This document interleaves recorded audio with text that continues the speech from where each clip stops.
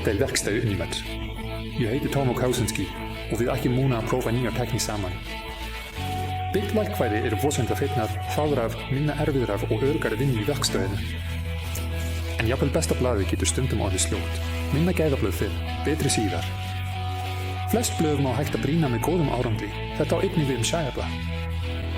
Þó að einfalt verkfæri þurfi aðeins frumstæðar handbrýningar, þá þarf fyrir fullkomna brýningu á blöðum með mikinn fjölda tanna og miklar kröfur nákvæmni, einhvers konar búnað eins og sæjarblaðbrýning.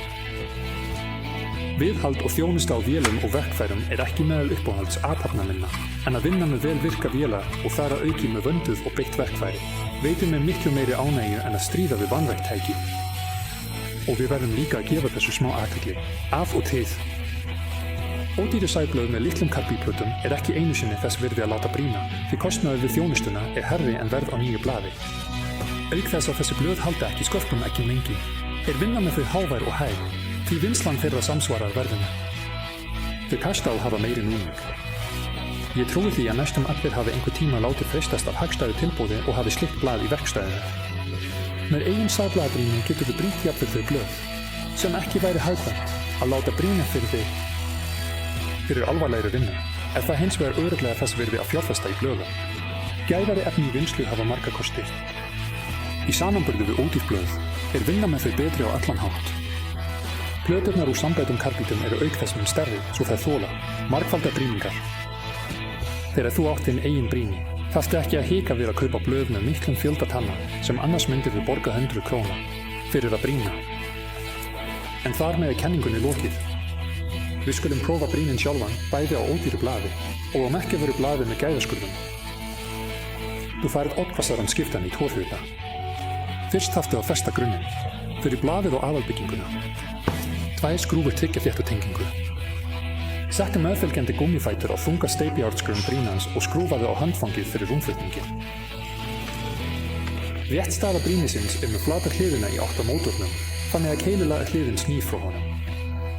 Ef brýni kemur til þín eins og til mín með skífunni rangt uppsettri, þá er ekkert einfaldara en að losa klemmumöndrið með 2 lykla, snúa skífunni og herða möndrið aftur. Þá er bara að festa sæjuskífuna og stilla brýnið. Fyrir utan þvermál skífunar þarftu einnig að stilla brýningshornin til að slípa rétt fram og bakhorn. Þá þarf að stilla stöðvarann þannig að allir tennurnar sé brýndar jafnt.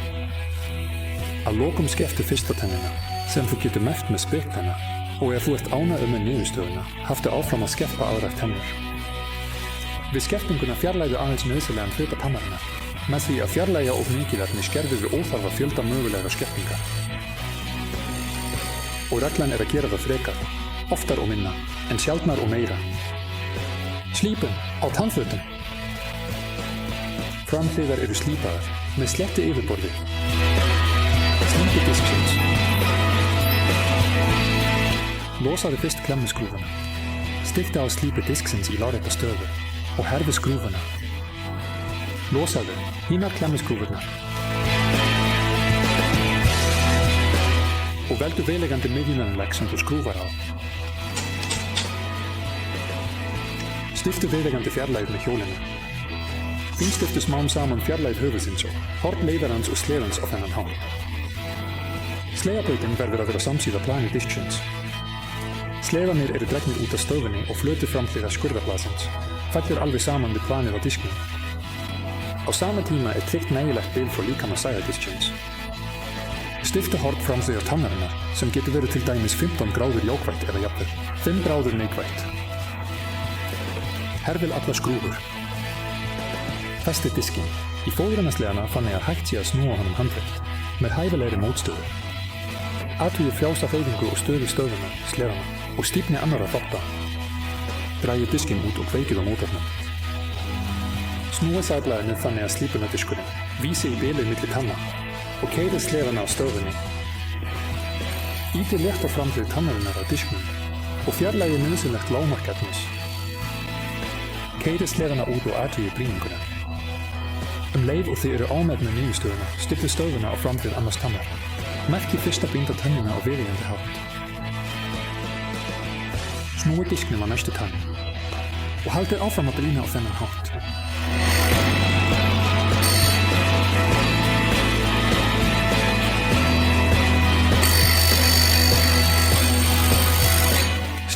handryggjum. Brýni bakliðina aðeins eftir að framhliðin hefur verið brýnd. Bakliðarnar eru brýndar með keilulega fleti á brýnistismjum. Fletirnir geta haft mismunandi halla eða uppbröðun. Það eru til beinir skiptandi eða jafnvel trapesulaðir og þau skiptast oftast á hverja aðra tani. Hverja safn af slíkum flötum þarf að stilla og brýna sérstaklega.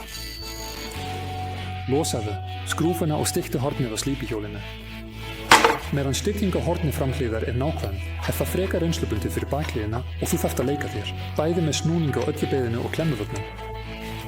Næsta skref er svipað því fyrra nema nú er leif klemmuvagnanna stillt, samsíða yfirborði keilulaga disksins. Þú getur skráð nefir hornið á kvarðanum til að flýta fyrir stillingu næst þegar þú brýnur sama disk. Það sem snúningsás brýningar disksins er ekki í ásplani sæðardisksins. Þarftu að stilla aftur innbyrðið stöðu þeirra eða fjarlægðina eftir að hafa haflað honum. Þar sem brýningar diskurinn er með demantslípun ræður hann við hágæði harðmann eða sambætan karbíð.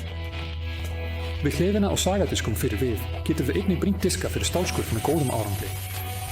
Vertu samt undirbúin fyrir að þetta verði tímafrekt þar sem þeir hafa oft mikinn fjölda tanna og einnig aðra prófíla svo þeir hafa fleiri fleti til að brýna. Beittur diskur fer auðveldlega inn í efnið svo þú þarft ekki að þrýsta honum svo mikið í skurfinn. Þannig minnkar líkamlegt álag og einnig hættan á að renna til með hendinni. Svo vinna með beitt verkfæri er jafnvel öruggari.